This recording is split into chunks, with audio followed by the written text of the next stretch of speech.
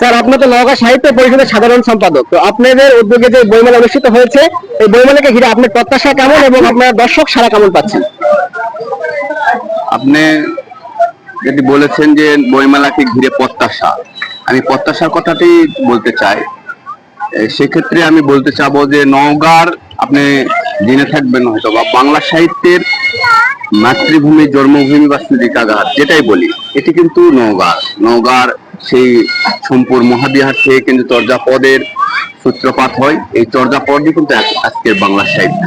তো নওগাঁ বাংলা সাহিত্যে হাজার বছর আগেও উর্বর ছিল, এবং আমাদের প্রত্যাশা হচ্ছে এই যে হাজার বছর পরেও যে আমরা দেখতেছি ধারাবাহিক ভাবে কিন্তু এই বাংলা সাহিত্যের উর্বভূমি নওগাঁ।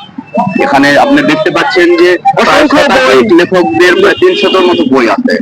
এটা থেকে কিন্তু প্রমাণিত হয় যে এখনো নওগাঁ বাংলা সাহিত্যের একটি উর্বর ভূমি।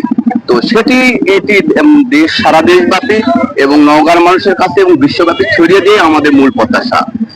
এই প্রত্যাশা আমরা মনে করি এই আয়োজনের মধ্যে যে আমাদের প্রত্যাশা একসঙ্গে পুরোটাই পূরণ হবে না, আমরা অনেকটাই পূরণ হয়েছে। এবং সাধারণ মানুষদের মানে যে সাড়া পাওয়া আমি দেখেছি আজকে সারাদিন।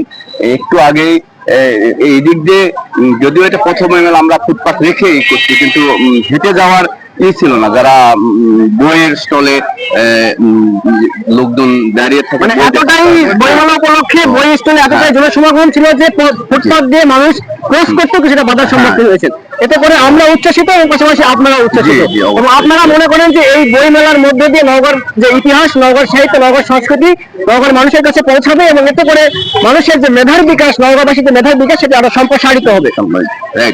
আচ্ছা, পাশাপাশি আরেকটা কথা আমি বলে রাখি যে এই যে আপনাদের যে ক্ষুদ্র পরিসরের একটা উদ্যোগ, আপনারা কি আশা করেন যে ক্ষুদ্র পরিসরের উদ্যোগটা আরো বৃহৎ পরিসরে আপনারা নিয়ে যাবেন? সপ্তাহব্যাপী বইমেলা আয়োজন করেন, পাশে আমাদের জেলা পরিষদ পার্ক রয়েছে, এই পার্কে যদি আমরা সপ্তাহব্যাপী নওগাঁর লেখকদেরকে নিয়ে যদি এরকম একটি বইমেলার আয়োজন করতে পারি, সেক্ষেত্রে নওগাঁর মানুষেরও আশা করা যায় সমাগম ঘটবে, এবং নওগাঁর মানুষেরও এখান থেকে বই ক্রয় করার মধ্য দিয়ে তাদের জ্ঞানের পরিধি বৃদ্ধি করতে পারে। পাশাপাশি আপনাদের যে কাঙ্ক্ষিত প্রত্যাশা, সেটাও আপনারা পূরণ করতে পারবেন বলে আপনারা আশাবাদী রাখতে। আমরা অবশ্যই আশা করি, তবে উদ্যোগটা ছোট বা বড় এমনটা না। আমরা উদ্যোগটা কি নিলাম, আমরা উদ্যোগ নিয়েছি নওগাঁর লেখকদের, নওগাঁবাসী সহ দেশবাসী সহ বিশ্ববাসী ছড়িয়ে দেওয়া।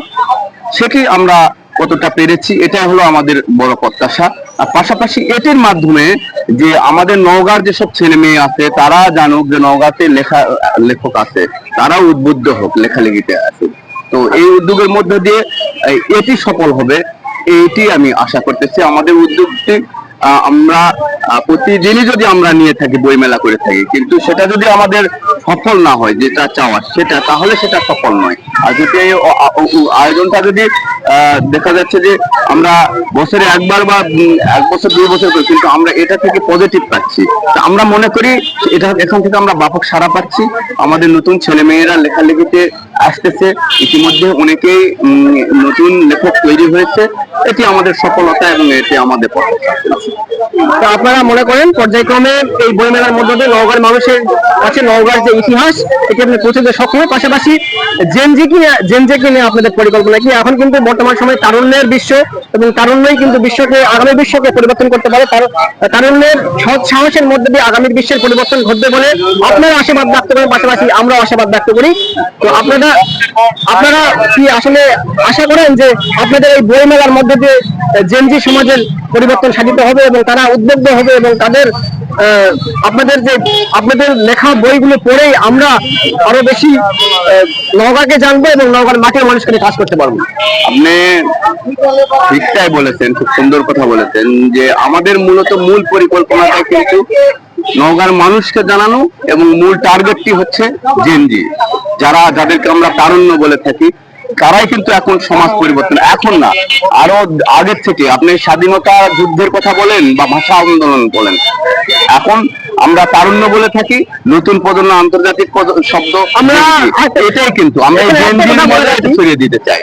আর একটা কথা আমি বলে রাখি এখানে, যে আমরা কিন্তু বাংলাদেশের ইতিহাস বলতেই বুঝি ঢাকা বিশ্ববিদ্যালয়, অর্থাৎ ঢাকা বিশ্ববিদ্যালয় থেকেই, এবং সেখানে বাংলা একাডেমি, সেখান থেকেই কিন্তু আসলে বাংলাদেশের যত ইতিহাস সেখানে সংগঠিত হয়েছে। পাশে সোনারগাঁ উদ্যান, ঢাকা বিশ্ববিদ্যালয়, ওখানে আবার বাংলা একাডেমি, তো ওখান থেকে ঢাকা বিশ্ববিদ্যালয়ের শিক্ষার্থীদের মধ্যে দিয়ে বাংলাদেশের যত বিপ্লব যত ইতিহাস ওখান থেকেই অধিকাংশ ইতিহাস ওখানে রচিত হয়েছে।